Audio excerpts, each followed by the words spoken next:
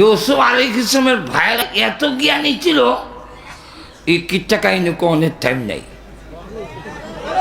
তবে তবে যদি বলি তো হয়তো আর কোনোদিন শুনেন নাই, আজকেই বলবো। আর এখন এটা হইল ইউসুফ আলাইহিস সালামের 10 ভাই রাস্তা দিয়ে যায়। তুই একটা বলতেছে এই রাস্তা দিয়ে আমাদের আগে একটা গাভী চলে গেছে, সাথে আরেকটা জবাব দেয়, হ্যাঁ এটার একটা চোখ নাই।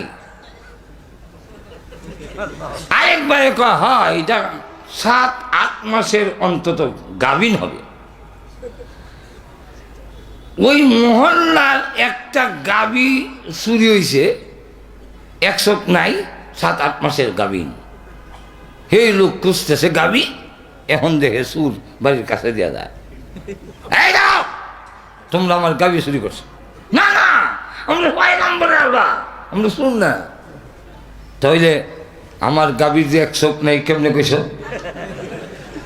আমার গাভী যে 7-8 মাসের গাভ, এটা কেমনে বললা? এবং এই রাস্তাতে যে গাভী গেল, বলদ তো হতে পারে, গাভী গেছে এটা কেমনে বললা? আন্দাজ করে কইছি, বুদ্ধি খাটাইয়া। কহ বুদ্ধি খাটাইয়া এইভাবে হুব হয়ে যায়। চলো বাদশার দরবার। বাদশার দরবারে নিছে। বাদশাহ বললো, তোমরা কি চুরি করছো? না না না, আমরা 6 নম্বরের আউলা। বাদশাহ কই, ঠিক আছে, মেহমান তো, আগে খাওয়ান দাও, বিচার করে হবে। খাওয়ানো বৈশাল রুটি খায় আর কয়, এই রুটি যেই মহিলা বানাইছে এই মহিলার মাসি কইতাছে।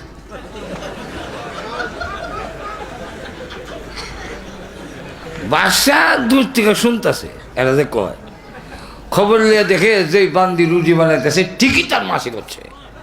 এই গাইবি খবর হেরা জানে কেমন। আর একটা কয়, শুনছো কি? এই দেশের যে রাজা আছে না, এটার জন্মের দোষ।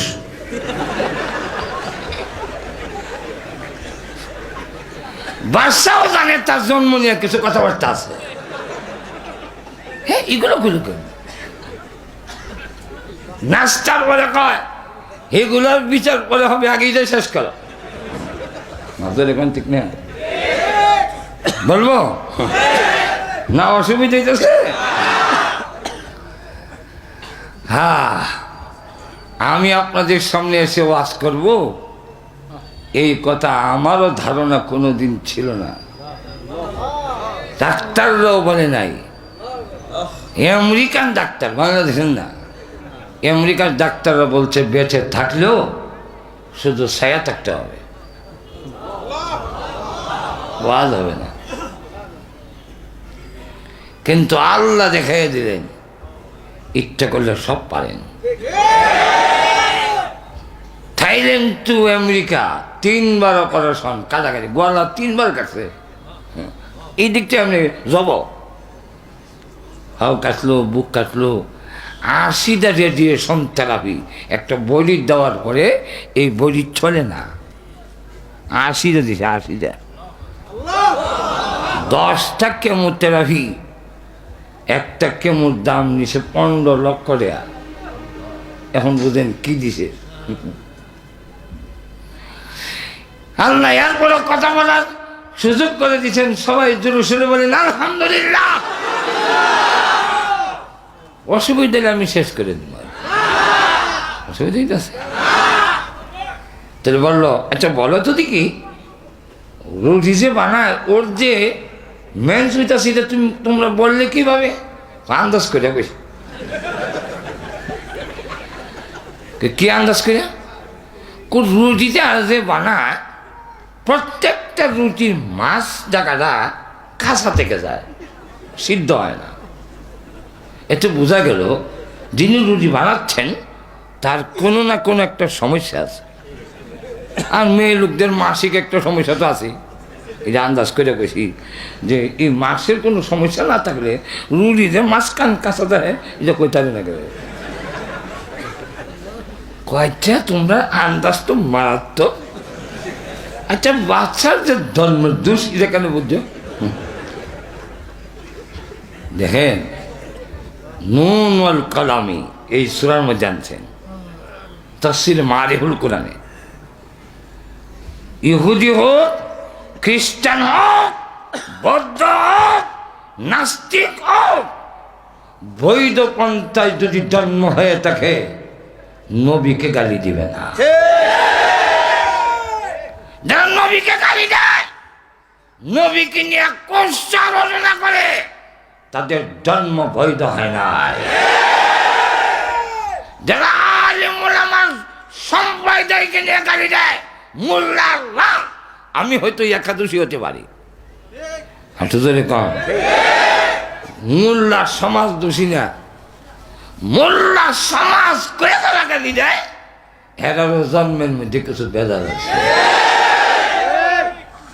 ইমাম আবু হানিফা রাহমাতুল্লাহ আলাইহি বড় বড় ফিকহবিদদের নিয়ে মাঠের কোনায় মাসআলা রিসার্চ করতেছেন, আর মাঠে বাচ্চারা খেলে বল একটা এসে ওনাদের সামনে পড়ছে। এখন কোনো বাচ্চাই বলটা নেওয়ার সাহস করে না। এক বাচ্চা কাপড় উল্লেয়া মূল্য হয়েছে দিকে দিছে, ইমাম আবু হানিফা দিকে দিছে, ইমাম আবু ইউসুফ কি হয়েছে, ইমাম শাফি কি হয়েছে, হইয়া কাপড় উল দেয়া ইমাম আবু হানিফার সামনের থেকে বলটা নিয়ে গেছে। ইমাম আবু হানিফা ছেলেটার দিকে তাকাইয়া বললেন, এই ছেলেটার জন্মের মধ্যে সমস্যা আছে, কুলিয়া দেহের থেকেই সমস্যা। তো সবাই জিজ্ঞাসা, হজরত হের জন্মের যে সমস্যা এটা আপনি কেমনি বললেন? হের যদি জন্মের সমস্যা না থাকতো আলেমের সামনে এই আচরণ দেখাইতো না। এই বয়সে কমের পক্ষে 20 থেকে 25 বার দেখাইতে আটকাইছে রাস্তায়। তো কোনো ডাকাত রাস্তা আটকানোর পরে ড্রাইভার যখন বলছে যে আনসারি হুজুর বাত্তিটা জ্বালাইছে, সঙ্গে সঙ্গে গাড়ির একটু আড়ালে চলে গেছে, সেখানে গিয়ে আসসালামু আলাইকুম হুজুর, অন্ধকারও দেখছি না তো, গাড়ির যে আপনি এটা জানতাম না, মাফ করে দিয়েন, বদ্ধ দিয়েন না। তখন আমি বুঝলাম এটা ডাকাইত হইল, এটার জন্মটা ঠিক আছে। আরো জোরে নাইবে নবী, নবীর পরে স্থান হক্কানি ওলামায়ে কেরামে।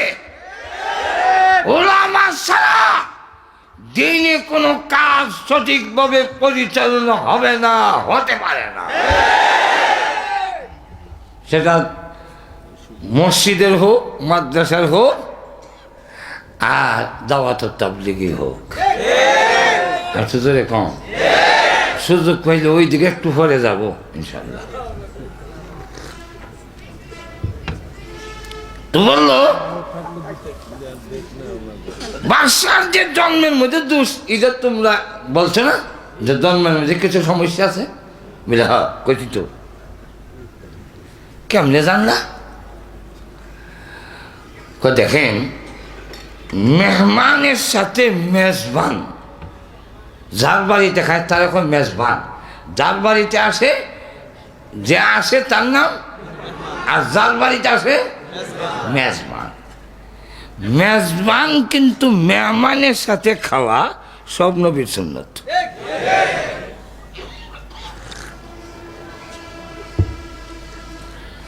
বাদশা আমাদেরকে নাস্তা দিয়া দূরে বয়ে থাকে, আমরা কাছে আই না, এতে বুঝছি জন্মের কোনো সমস্যা নাই রে, এরকম করতে পারে না। ওই বাপ রে বাপ, তোরা আন্দাজ তো মারাত্মক দি। আচ্ছা এইবার গায়ের কিচ্ছা বলো। তো গাভী এই দিক দিয়ে গেছে কি করে বুঝলে? এদিকে তো বলদ হতে পারে না, ঘাস খাওয়া দেখে আমরা বুঝছি এটা বলদ না, এটা গাই। কেন? বলদ যদি ঘাস খায় কামড় দিয়ে একবারে নিচে নিয়ে যায়, আর গাভী যদি ঘাস খায় তো ঘাসের শুধু আগা মাথা খায়। যেহেতু ঘাসের মাথা খাইয়া খাইয়া গেছে, এতে বুঝছি ইদা বলদ নয়, ইদা গাভী। আচ্ছা, ইদার যে এক চোখ নাই কেমনে কইস? লাইল বা আইল দুনো সাইডে গাছ আছে, একদিকে খেয়ে খেয়ে চলে গেছে, আরেকদিকে খাইল না, তো বোঝা গেল এক চোখ নাই, দেখছই না। আচ্ছা, ইটাদের 7-8 মাসের গাভীর হইতে পারে, এটা বললাম কেমনে? দেখেন 4টা পা দাগ আছে, কিন্তু আমরা লক্ষ্য করে দেখছি যে সামনের পা গুলার যে দাগ, ইদার চেয়ে পেছনের দাগগুলো বেশি গাঁথা হয়েছে, দাগ যে বেশি। এতে বুঝলাম ফেলের মধ্যে বাচ্চা আছে। বাচ্চা করে সুবহানাল্লাহ, তোমরা আকল মেধা এত দূর। কিন্তু লক্ষ্য করে দেখেন আকল কাজটা কি করছে। জামানা একটা ছাগল বকরির ছুরি দেয়া জবাই করে ওর রক্ত দিয়া জামানের রক্তে লাল রন্ধ করছে, ভিটামিন ক্যাটিবিন। আব্বাকে বোঝানোর জন্য বাগে খাইছে। আব্বা এটাকে আবার কান্দা, কান্দা কিন্তু অনেক জাতের আছে। এর মধ্যে একটা কাঁদা আছে নাটক কান্দা, নাটক নাটক নাটক এখান আসলে কোনো কান্দন না। ইদা ওয়াজাআহুম ইশাআন ইয়াবকুন,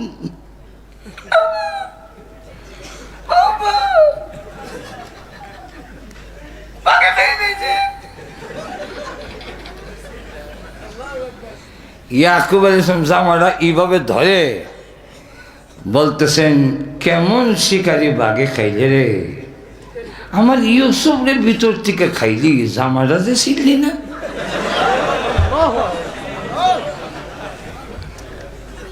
লক্ষ্য করে দেখি, লক্ষণীয় বিষয় হইল না বুঝার, লক্ষণীয় বিষয় হইল ওরা বাবাকে বুঝাবার জন্য একটা ছাগল জব করে রক্তটারে দিয়া জামাটারে লাল করলো, কিন্তু ভাগে হামলা করলে তাবা দিলে যে জামা ছিঁড়া ছিন্ন ভিন্ন হবে, এতটুক বুঝ কেনার নাই। আগের কিচ্ছার থেকে কে বুঝছেন? এখন না আসেনি না নাই?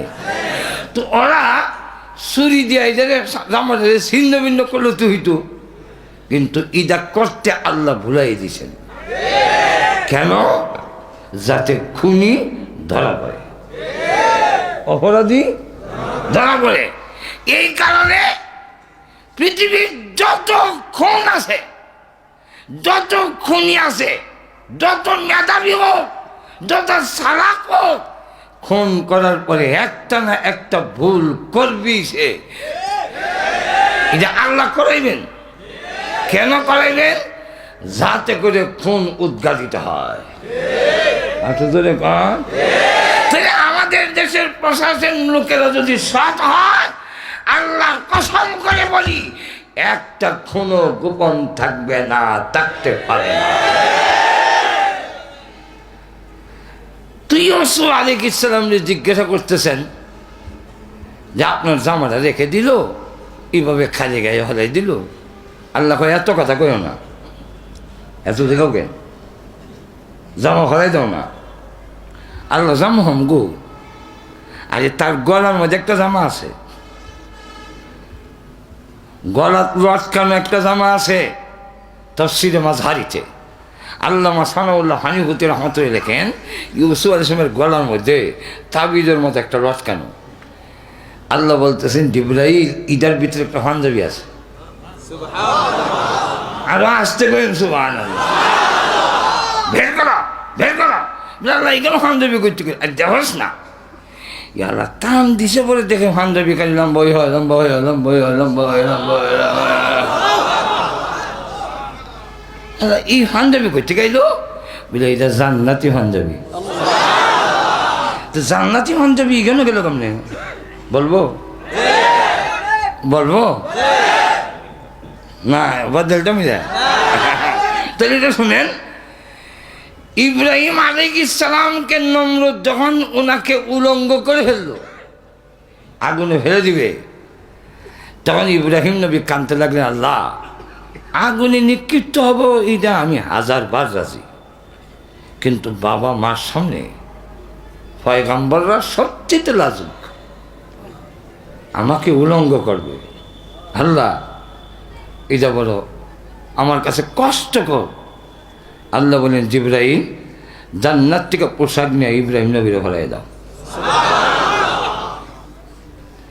ইব্রাহিম নবী আগুনে ঝাঁপ দেওয়ার আগে ওই জান্নাতি পোশাক পরে আগুনের ভিতরে ছিলেন, যার হলে এটা হয় ফায়ার প্রুফ, ওয়াটার প্রুফ নয়, ফায়ার প্রুফ, বুলেট প্রুফ নয়, ফায়ার প্রুফ, আগুন ভিতরে ঢুকে না।